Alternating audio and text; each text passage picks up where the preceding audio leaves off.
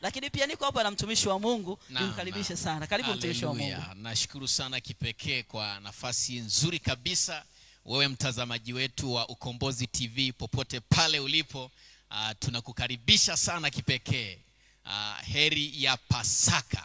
Na Pasaka bado inaendelea. Kwa hiyo kama Yesu alivyofufuka kwa kishindo, kwa nguvu kabisa, na ninaamini kipekee mtu mmoja anakwenda kufufuliwa kwa jina la Yesu Kristo. Amina, amina. Chochote kilichokufa kwenye maisha yako kinakwenda kufufuliwa kwa jina la Yesu Kristo aliye hai. Na Yesu tayari ninaamini ameshawatokea watu.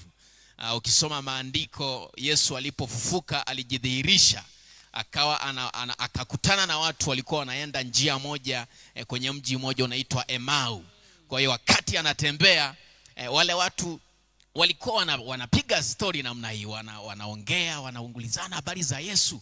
Kuna mtu amefufuka, Yesu Kristo wa Nazareti. Kumbe Yesu alikuwa katikati yao na wao hawakujua kwamba Yesu yupo katikati yao. Hawakutambua kumbe Yesu yuko katikati yao. Hallelujah. Sasa cha kushangaza, na Yesu naye akajiunga nao pale, akawa kama vile haelewi kinachoendelea.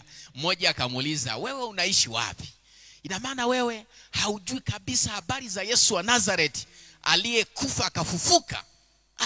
Akawa kama haelewi vile, akawa anauliza maswali, lakini ghafla akajidhihirisha katikati yao. Kwa hiyo ninaamini kama Yesu alivyofufuka kwa kishindo, akajidhihirisha kwa wale watu waliokuwa wanaenda njia ya Emau, na Yesu huyo huyo ndiye ambaye atajidhihirisha kwako kwa msimu huu kwa jina la Yesu. Hallelujah. Kwa Yesu ni wa ajabu sana.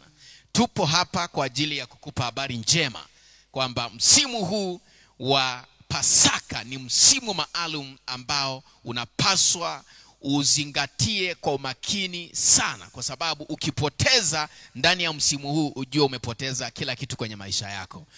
Watu wengi hatima zao zimekufa, maisha yao yameharibika. Pengine wapo duniani ni kama picha tu. Mtu mmoja akasema tunapishana na maiti nyingi sana barabarani. Yani tunaenda ofisini, tunakaa kwenye viti, kumbe maiti zimekaa. Tunapishana barabarani, kumbe tunapishana na maiti. Tunapeana, tunasalimiana na maiti. Nini?